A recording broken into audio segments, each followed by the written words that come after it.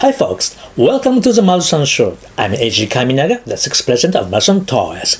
Today we have a special guest from the United States, originally, now living in Tokyo. Ladies and gentlemen, please welcome Jeremy of Tokyo Toy Bastard.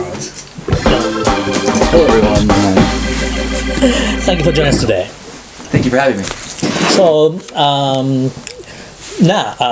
before I had an interview on your YouTube channel before, right? So today I'm gonna interview you.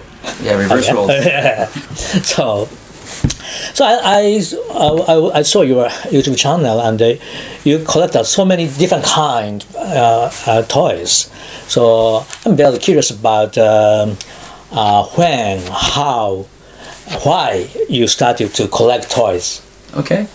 Well, basically, I'm a product of the 80s, so a lot of action figures came out around that time. So I've been receiving and collecting toys since then, since childhood. Some of the first toys I ever got as a child were actually Masters of the Universe He-Man figures. Oh. So those were probably my first collections, were He-Man toys. And these are actually recent reissues of the original ones. The original ones don't even stand up anymore. So you started to collect in your childhood? Yes. I mean, of course, mostly presents since I was still very little. But these were like my introduction to toys, these figures right here. And then as I got older, I started to collect things like Ghostbusters and Ninja Turtles. So these were a big part of my childhood. And these were the kinds of things that I saved up my money to buy. And I used them to make little short videos. And I had lots and lots of these things. And I kept them throughout most of my childhood. I see. And so I've had, Ghostbusters, Ninja Turtles, Star Wars, those kinds of things I collected until like junior high school. And then around high school, I was introduced to Japanese toys for the first time. So the very first Japanese toy that I ever purchased was actually a Dragon Ball toy from Dragon Ball Z Son Goku. These were a line that came out in the late 90s, early 2000s in the US. But before this, I've never owned a Japanese toy before. So these were very interesting to me, and this was very hot at the time. So you got it in US? In the US, yeah. In the 80s? In your childhood? Right, in the late 90s. In the 90s? Imported from Japan to the US. That's kind of anime. Dragon Ball was popular at the time in US? At that time, late 90s, early 2000s, it was getting very popular. But it came quite late, so we didn't really see it until much later. I see. But my first love of Japan that I didn't really have any toys of, but I always wanted toys for, was Godzilla. So I brought another prop here. There's a little Marusan one. But the first Godzilla film I ever saw was this one, Godzilla 1984. 84. But I saw the American version, Godzilla 1985, so a little bit different. Yeah, I saw that in New York in 1985. Who's the name of the actor? Raymond Burr? Yeah, yes, Raymond Burr. Yeah, Right. Yeah, yes, I remember that. So you were living in the U.S. when that came out? Yeah. Did you see it in the theaters there? What did you think of the movie? Well, I was so glad, that Godzilla movie, come back again. So after return of Mechagodzilla, 1975, the last Godzilla series. So maybe 10 years after 10 years, something like almost 10 years. So I'm so glad Godzilla came back again, and that's so good. Okay. Yeah, it's okay. Okay. I'm not a big fan of the Cybot, the big robot. Yeah, every time they cut to that, I'm like... I think that's very much influenced the King Kong of the late 70s, right? Like using the robot. Animatronic. Yeah, I understand why they use it. But that's the only part of the movie I don't really like that much. But I saw that movie when I was in elementary school. I was probably in 3rd grade. And it was a bit dark for me being in 3rd grade. And it kind of scared me, but I liked it a lot. My uncle rented it from a supermarket on VHS, and I watched it. And then after that, I watched all the Showa movies that I borrowed from a friend in grade 3 or 4. And so yeah, I loved Godzilla, but there weren't really any toys made in the US until the 90s, and they kind of looked ugly. So when I started collecting toys as an adult, I researched a lot, and I found out about Marusan toys and Bullmark and things like that. I see. And it was my dream to one day move to Japan and start collecting Japanese toys. But the Marusan J-Tail Godzilla was like a dream of mine to own. So when did you see? When did you know first Marusan toy in your life? I think visually it was from Godzilla vs. Hedorah. I think it's a Bullmark version, but that was the first time I saw that in the film. In the film, right? In that film, the boys playing the Marusan style Godzilla and then the Bullmark Godzilla. So that was the first time I saw it. But I think I saw online postings and people talking about it, people related to like Super 7 World and those online forums that were posting pictures. So I learned that way. And then I moved here in 2005 and I started to see them in person in the showcases. Oh, right. I see. So how is your impression of the Japanese monster sofubi? So I didn't know anything about sofubi when I moved here. I thought they were cool. I didn't really know what the difference was between that and like the type of figure I was used to. And I had a friend named Dennis, who's now a sofubi toy maker, who introduced me to a lot of that stuff at the time. And he taught me about like their production, how it's different from like action figures. And I like the fact that they're big, chunky, pieces of soft plastic that aren't easily damaged. They don't break. A lot of the He-Man toys that I grew up with, like now all the legs are falling off. They're rotting inside the rubber. So but these kinds of toys, even the ones made in the 60s, you can still see them and they still look beautiful. So I was interested in buying some, but at that time I originally moved here working at a manga studio, and you don't make much money working at a manga studio. Understand. Yeah, so I couldn't quite afford sofubi at the time. I see. So did you when you saw the Godzilla 1987? Are there any sofubi available in US? I thought in New York there are Bandai Sofubi Godzilla and Yamakatsu was available at the time. When movie was going on. Right. So when Godzilla 85 came out, they heavily promoted on TV with like Dr. Pepper and tie-ins like that. But there was an Imperial toy, which I may have had, or a bootleg of that. I'm not sure. And there was some like mechanical ones that I remember kind of, but they were not licensed Godzilla toys at the time. And the ones that were being imported, like the ones you mentioned, I think those were only available in big cities like New York and maybe the West Coast. But I lived on a farm in Kentucky. There wasn't there wasn't a lot of selection. Good place to ride a horse, right? Oh yeah, totally. We actually lived on a horse farm. Oh, good. Yeah, I envy you. So you came Japan 2005. 2005, right. And then start to collect. Right. At first I started to collect little Gashapon figures, Godzilla Gashapon and Dragon Ball Gashapon, and decorating my office space at the manga studio where I worked. And I got in trouble for that, and I had to remove everything. But yeah, I started small, and the very first vinyl toy I ever bought, the very first sofubi I ever bought, was actually a Marusan toy, and it was this camera right here. I remember that's how many years ago? This maybe 2005 or before that?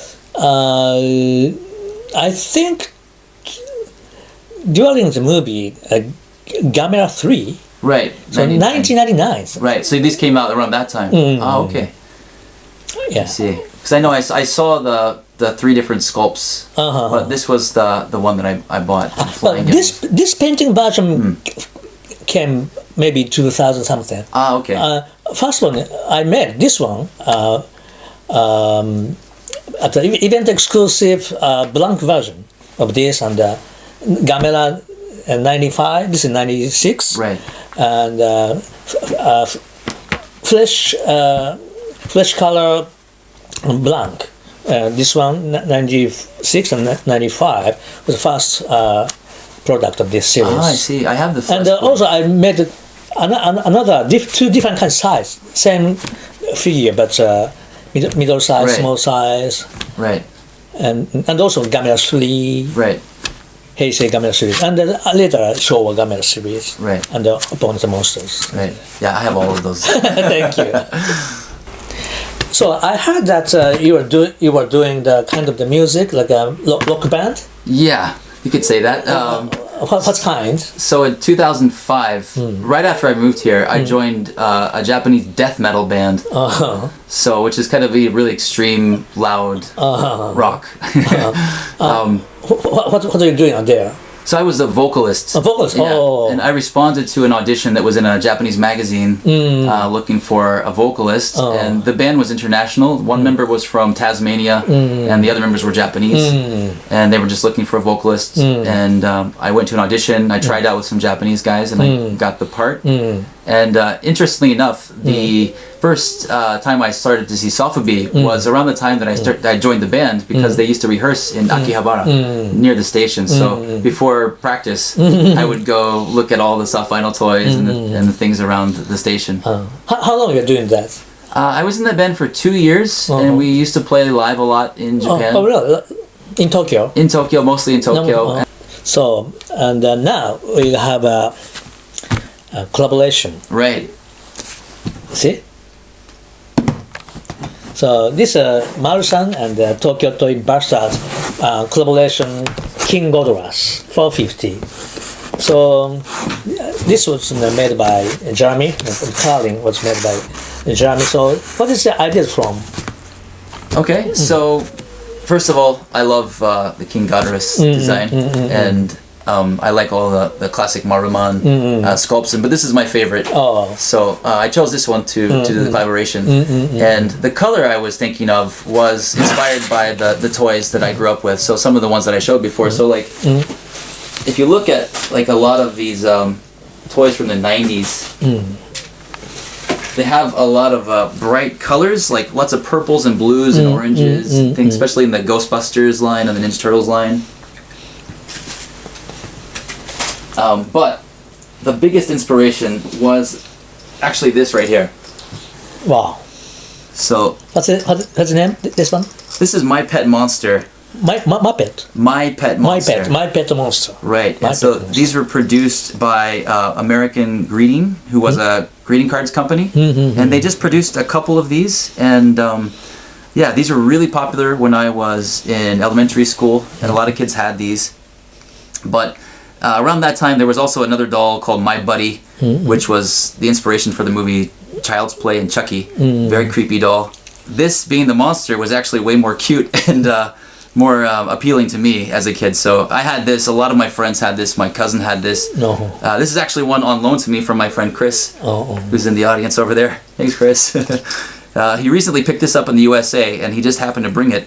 And I think when he was showing me pictures of this while he was in the USA, it was stuck in my brain because I actually don't own one of these, but I love the colors. So when I designed the paint for King Godras, this was kind of fresh in my brain. I see. And I think it was a big inspiration for the colors I chose. If you check I see. a lot of the colors are similar. I like this. This one. It's like a mix of the like a vinyl and stuffed. Right, yeah. Stuffed animal kinds. Yeah, it's got the vinyl teeth, nose, and the hard eyes, and also Combination of handcuffs. vinyl and this kind of the material. Yeah, these are really cool. But yeah, these are quite expensive now.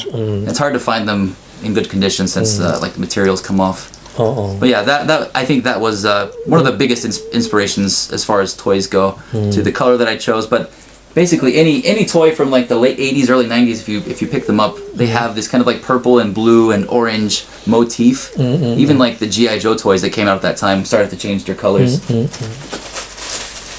I'll put some up here on the desk. Like this is Ray Stantz from Ghostbusters, and he's got a orange pack and orange stripes, and this is Peter, orange and blue. But yeah, I don't know, these colors are very strong in my memory from childhood. The pinks. I see. But yeah, I think those are the kind of colors that appeal to me most when I collect toys, bright, colorful toys like that. So I see. think that's another reason why I like the Sofubi, all the different. And also toys. you like the GID? Yes, and glow in the dark. Glow in the dark is my favorite to collect. I don't think I brought any GID examples with me today, but yeah, glow in the dark toys were also popular in the late 80s and the early 90s, so that's another big a big thing, toy gimmick that was very popular when I was growing up. So that definitely has to be on the colorway. I see. So how long have you been doing the YouTube channel? So I started Tokyo Toy Bastard originally as a blog. And I made videos to accompany the blog articles that I would write. And I think I started it around 2011, around that time. And I wrote articles for a couple years, and then I started to make more videos. And I didn't intend to make a YouTube channel just for that kind of thing. I wanted to just write about it when I had time. But it's kind of grown into, making a lot more in-depth videos, and I don't really write blog articles anymore. I see. So you are doing so many like toy hunting. Yes. On YouTube. So yes. You like to do something like that? Yes. So I go toy hunting every weekend. So I figured, at least once a month, I'll take the camera with me and film my adventures. And those are usually my most popular videos. Are me just kind of hunting around for junk, like people digging in junk bins for really cheap stuff, and also showing the beautiful toys that only exist in Japan. People like to see that kind of stuff. So do you have any kind of new planning for your channel, YouTube channel? Yep, so I've got a video coming out soon dealing with this guy right here, and an interview with you, which may or not come out around the same time as this video, I'm not sure. And then I've got some other videos planned. Some are secret, and I've also got some toy projects that I will be publishing videos about. So for example, my recent project, I will hopefully be documenting the process of this, is this original character I've created. We did little Keshi versions of this character, and it's basically a kit bash mixture of 3 of my favorite kind of toy items or things that I collect, and kind of made it into an original character with its own backstory. So these were produced to kind of mimic like Keshi. And my friend Chris, who people that watch my channel know, helped me to sculpt and make these. And his name's Spy Warrior. And then here is hopefully a Sofubi prototype that we've created. Wow. So it uses some familiar pieces. So like you can kind of tell the body is inspired by Microman. The arms are inspired by Evangelion. And the head is inspired by Dragon Ball, and also a bit of like obscure 80s like polygon art, things like that. So to escape any license copyrights. But yeah, it's kind of just like my love of toys into a toy. I see. But hopefully I'll be documenting the process of that as well. And yeah, I've got a lot of videos coming out this year, and more toy hunting videos as well. And then hopefully some more Marusan related videos is coming soon too. Thank you.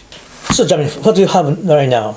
So these are actually some other soft vinyl toys that I've been part of a team, production team. And these are called Zero. This is Zero line. And they're produced by a company I work for called RX Nemesis.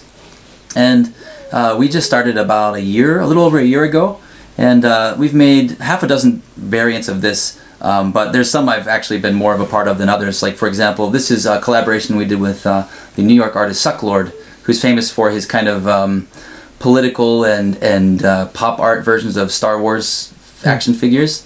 And we kind of took one of his paint schemes for his Gay Empire line and made a soft vinyl version based on our sculpt. And he's a friend of mine that I've worked with in the past. I did a documentary on his art gallery here in Tokyo. I've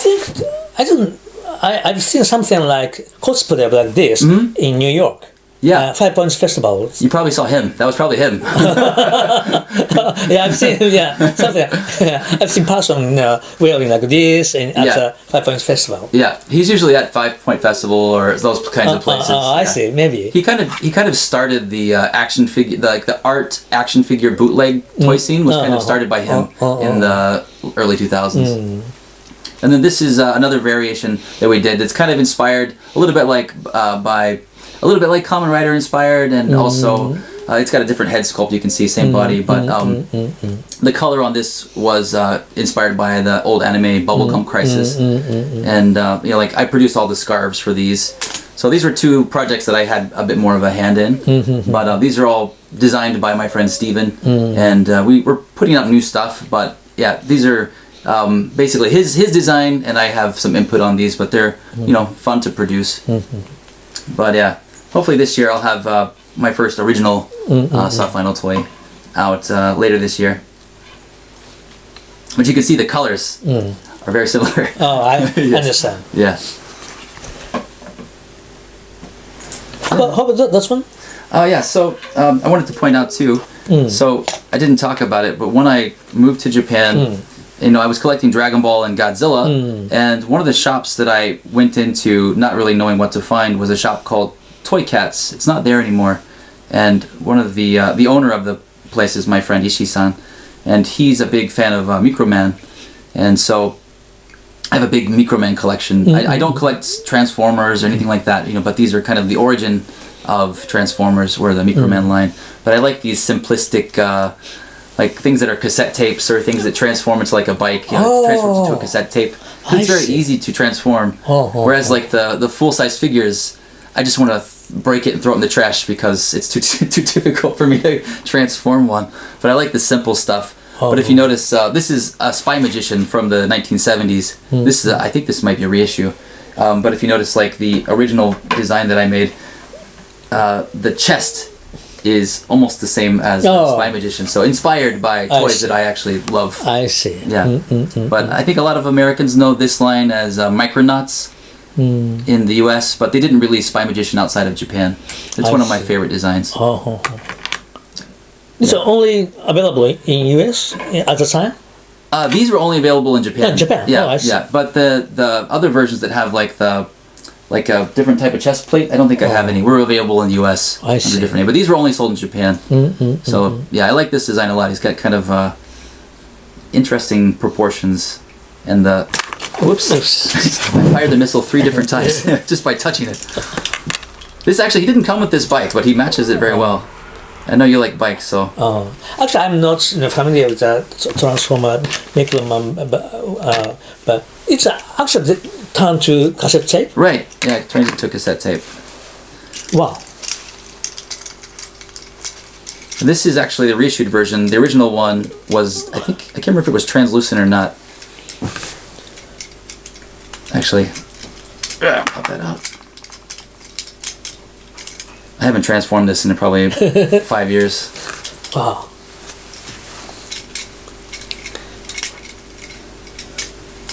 Wow, that's so cool. Wow. There we go. Wow. It's Cassette tape. actually exact size of Yeah, the... exact size. Wow. So you could fit this in a cassette. Oh, even no sound though. No. Probably a strange sound. Wow, that's great. Yeah. Wow, cool, so cool. Yeah, it was much more simple. If I were trying to transform Optimus Prime, it'd take me 2 hours, and then I would just break it and throw it in the garbage. Wow, so fun. So, thank you very much. Thanks. I really appreciate your toys you brought for me. No problem. I have lots more, but I have no time for that. Okay. Other you have some some? related stuff. It's Okay. fine. I don't know, just like some other You can- like Microman bad guy. Okay. right. Who is that? So this is the Acroya president. President. Yes. He's the bad guy from Microman, or one of the bad guys. Yeah, and he comes on like a little scooter. But yeah, these are again only made in Japan, or only sold in Japan. Oh, I So see. you couldn't buy these in the Micronauts line. But yeah, again, it's all about the colors, like the simple colors, the chrome heads. Thank you very much. I really enjoyed your toys. Hey, thank you very much Thank for having me. you.